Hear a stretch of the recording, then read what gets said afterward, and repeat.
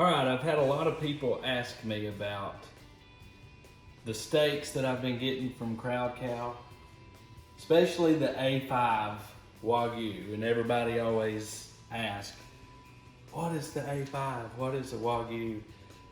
And this is a Japanese steak, which I believe that's what Wagyu means, is Japanese steak. But there are some that are raised even here in Alabama, but in the United States, that's American Wagyu, and some of those are crossbreed, American and Japanese cattle.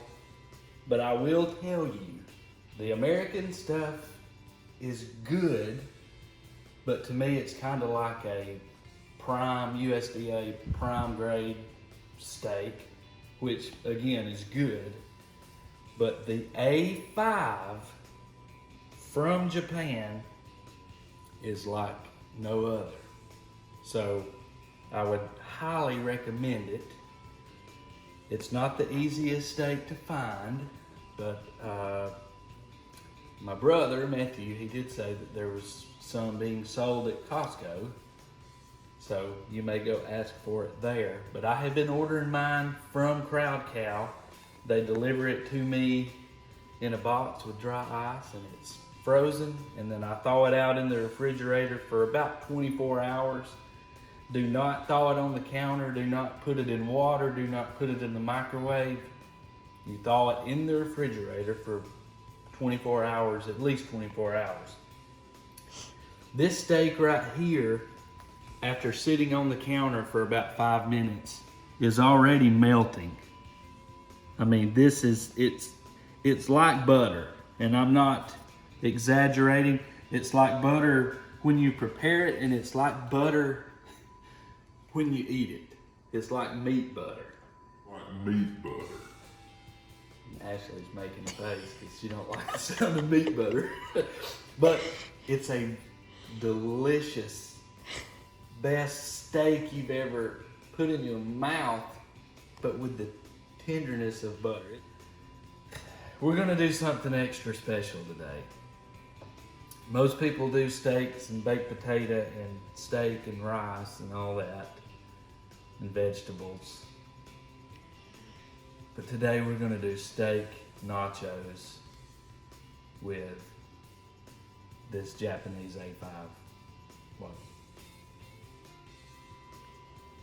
So a steak like this does not need Dale sauce or any of your liquid marinade, and it really doesn't need a steak rub.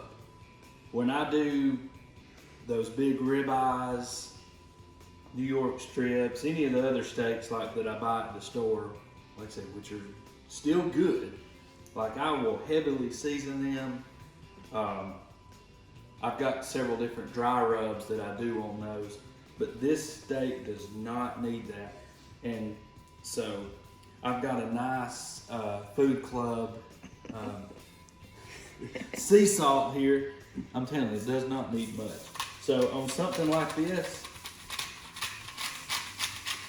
I'm just gonna salt.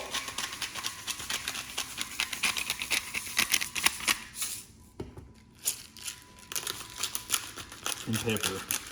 And I'm gonna do it on both sides.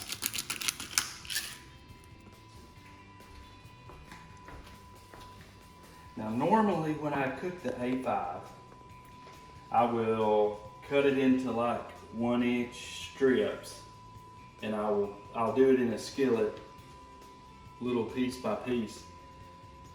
About 1 minute and 30 seconds maximum on cooking it.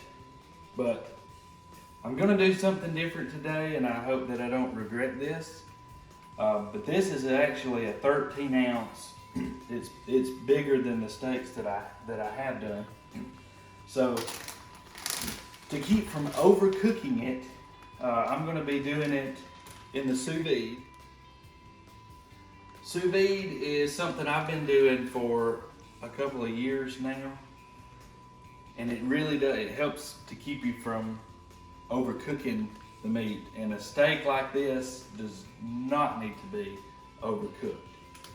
So I'm going to put this in the bag. I don't have a vacuum sealer. A lot of the professional sous vide people, they do a vacuum seal, but I'll put this steak in this bag, seal it up, and I'm gonna put it in the water here at 129 degrees for 2 hours. And when it comes out, it will be a medium rare temperature, but then I'll finish it in an extremely hot skillet on the grill. And to get all the air out of the bag, since I don't have a vacuum sealer, I'll leave one part of the bag open. And this water may be too hot right now. And I will push it as far down in as I can. And then seal it while it's all under the water.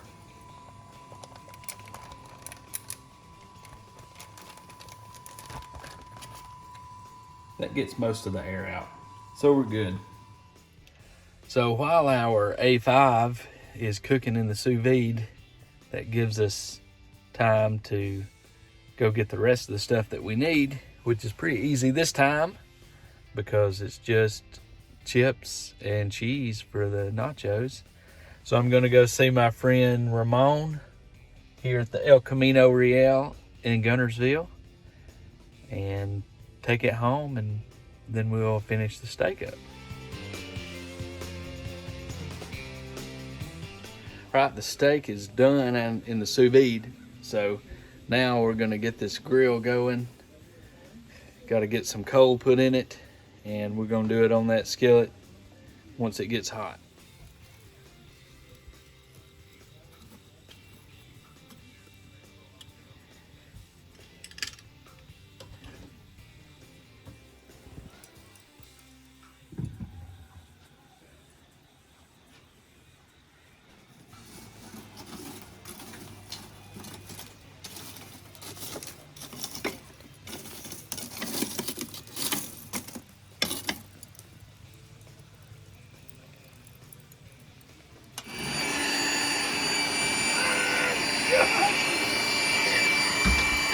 Oh! It popped on my neck. Oh my God.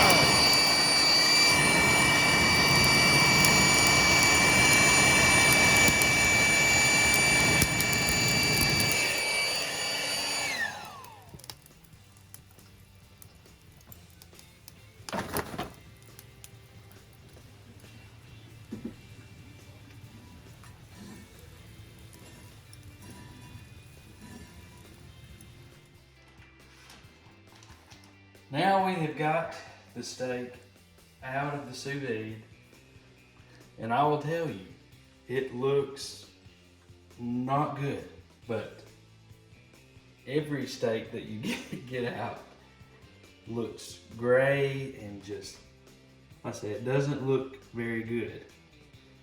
And that's one reason why it's very important for the next step is to either, a lot of times with the ribeyes, I'll put directly on the grill when they get out, and they'll get grill marks, and they'll look nothing like this once you do that. But with this, with it having so much of that buttery like fat, Meat butter. I'm kind of scared to do it directly right over the flame. That's why I'm going to do it in the skillet, which is down there waiting. And you're supposed to pat these dry with a paper towel so they will sear. Otherwise, if they're really wet, they won't do that. So, all right, we're gonna give it a few more minutes for the skillet to get real hot, and next step will be throwing it on the grill.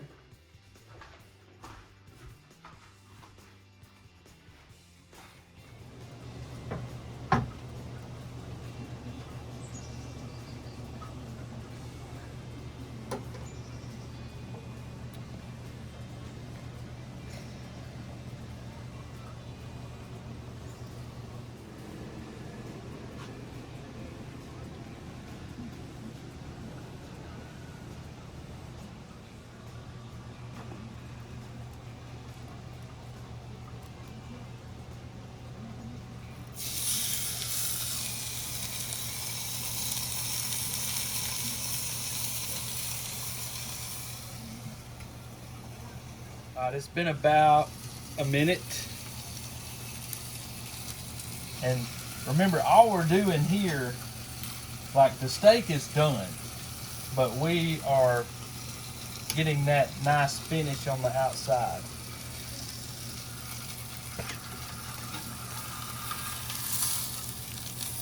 I mean, this is like falling apart.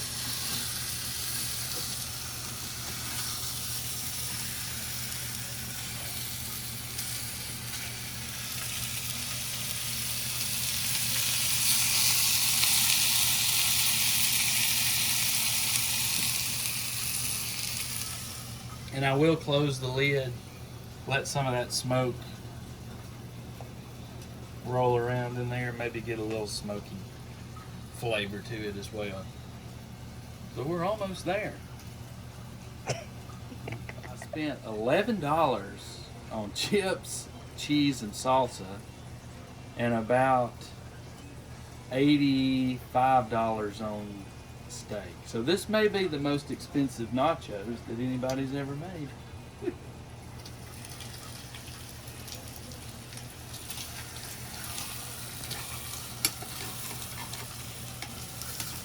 Hard.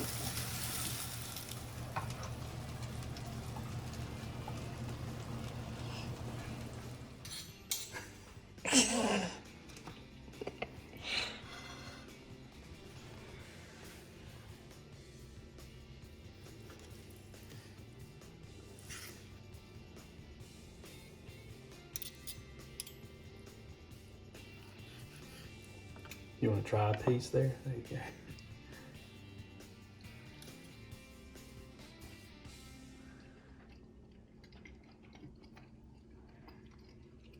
So tender.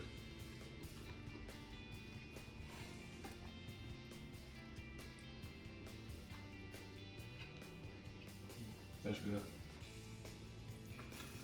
All right. Finishing up, slicing this up here. Ashley went ahead and, being the chef that she is, she plated the chips. So Did so good. yeah, you did good on that. Yeah. Anyway, this is what we're left with. Yeah, after you've eaten. Yeah, I've sampled a few, Several. but it's will say too, like I had mentioned before, this is so rich that usually I can eat a lot of steak, but this right here is probably enough for 3 or 4 people because it is so rich. You just can't eat a whole lot of it. I'll probably put a little more salt on it. And then we're gonna make some nachos.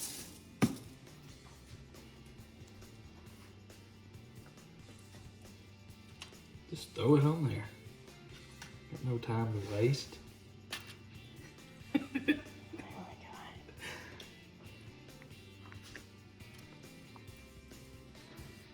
All right.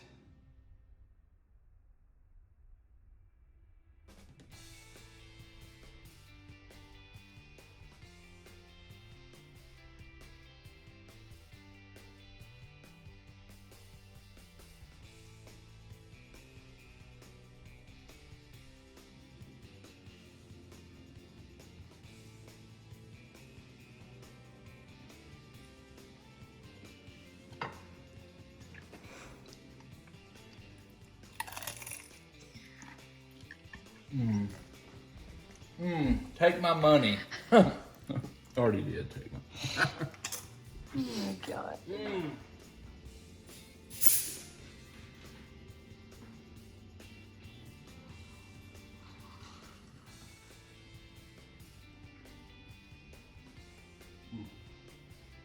They're so good. We did kind of find out that it might actually be better to eat the steak, eat a piece of steak, then get a chip and dip it in the cheese. Putting the cheese on the steak kind of takes away some of that really good flavor that you get from the A5. But anyway, it's good, it's great, I recommend it. And if you want to know more, and if you would like to order some of the A5 or any of the other meat, Crowd Cow has tons of options: seafood, chicken, pork, steak, but I would recommend getting the A5. I have a link that I will be posting that will give you $25 off of your first order, so give it a try. Okay, here's the real test.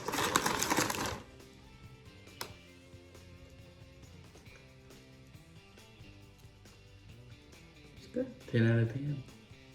Yep. You heard it, folks. 10 out of 10.